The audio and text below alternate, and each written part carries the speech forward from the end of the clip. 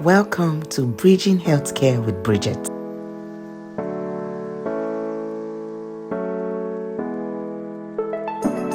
Kindly subscribe, like, and follow this channel. Hit the bell so that anytime I make a post, you will be the first to know. Thank you.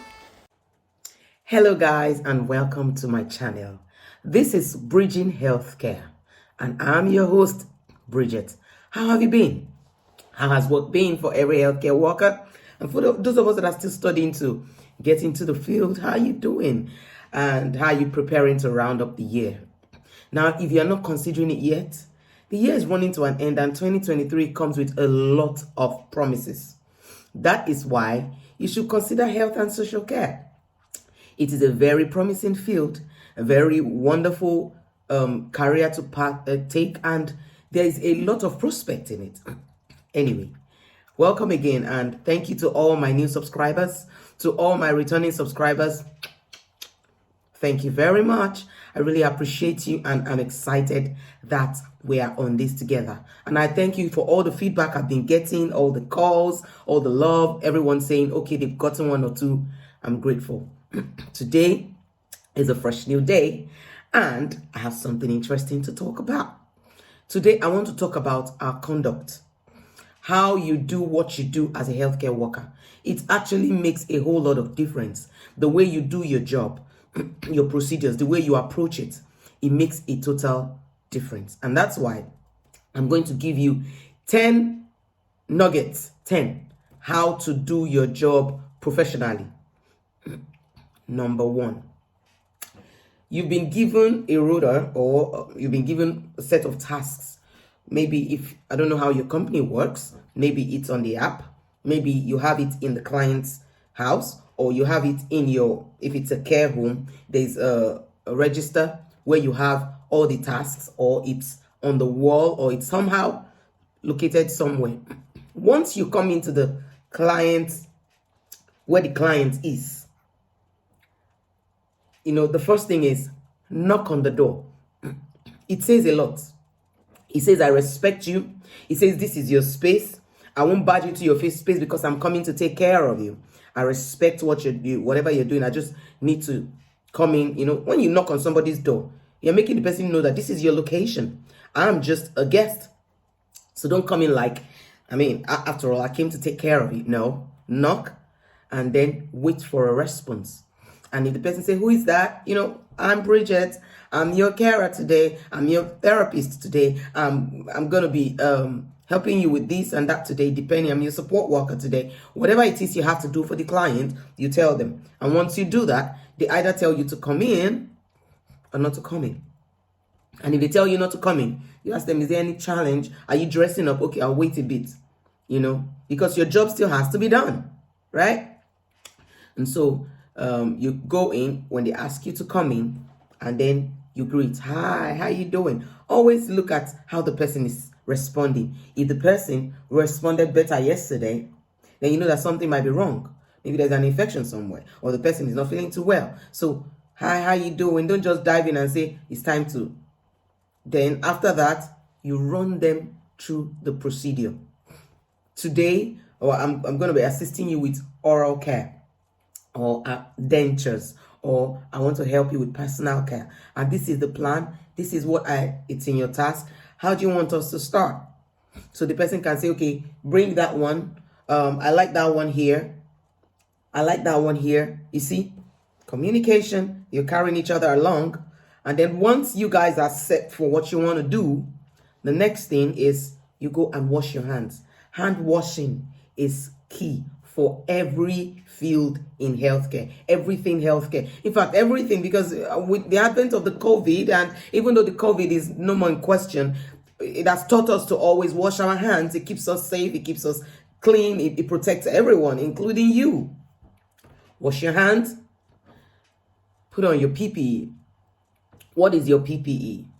Your gloves, your apron if it's something that you need to splash water, your face mask, and whatever it is that you need as a protective for yourself and for the client during the process. And then that is, I've mentioned 4 now. Then you start the procedure. Now, when you're starting the procedure, you need to always tell the person, I'm going to scrub your back now. You see, even though they know, you don't just take the thing and start, I'm going to wipe you now. It's a bit cold. You see, that's where you're carrying the person along. The person's mind is prepared. They don't just get something cold on their body and they're like, oof. Depending on where you are in the world, if you're in a very, very cold region and where everyone has a heating on, it's a big deal if you just put something cold. Some people can even start having rigor from there. Some people can even start reacting negatively from there. So you need to tell them this is a big cold. They say they don't want it cold, run it through warm water. Yeah? Always carry them along. And once you are done with the procedure, you ask, is that okay? Let it be that they will tell you how they want it or what they want, or if they are satisfied, because there's no point caring for someone when the person doesn't feel cared for, innit? Then when you're done, the next thing is clear everything that you have used. Make sure that the place is not wet, because a lot of people are prone to fall. So wetness is like a no-no. So try to remove every wetness, dry out every area, you know, and then once every area is dry, put away everything that you used, then remove your PPE. If you have to do another process, don't use the gloves that you use for personal care to assist with food. Doesn't make sense. You should. What I do is, I even have in my pocket, I always have gloves. Don't mind me. I always have gloves. From one thing, I'm switching my gloves. Why? Because I'm trying to protect both myself and I'm protecting the clients as well. I don't want to go home with a cut or a scrape and then have to start. And I don't also want to carry an infection. And I don't also want to expose them to an infection. So change your gloves. Most importantly, change your gloves through each task. So you did the dishes, change your gloves. You assisted with personal care, change your gloves. Then you assisted with food, change your gloves. Then you want to make the bed, change your gloves. Then you want to serve medication, change your gloves. You have to keep changing your gloves. That is how it works. Yeah? And then when you're done with that, you ensure that the client is comfortable.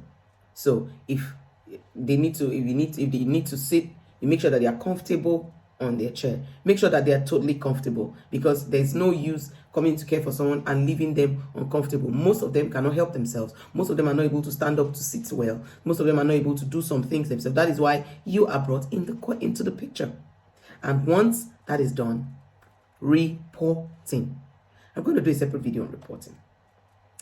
Reporting is what says what you have done, because most of the time you are the only one with the client there, and if you need something comes up later, then they need to check what you did. So your report must be detailed. Your report must be detailed. I assessed the house via key safe, or the client's family opened the door to me, or I knocked and so and so. I don't even like to put client. I like it to be, I'm talking to a real person.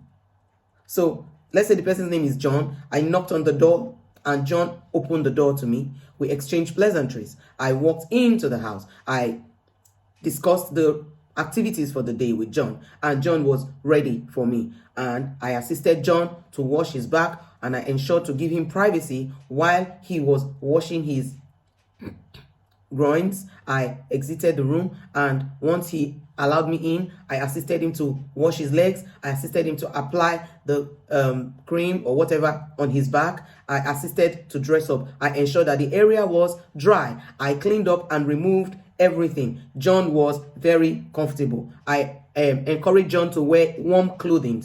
You see, I ensured that John picked out his clothes to promote autonomy.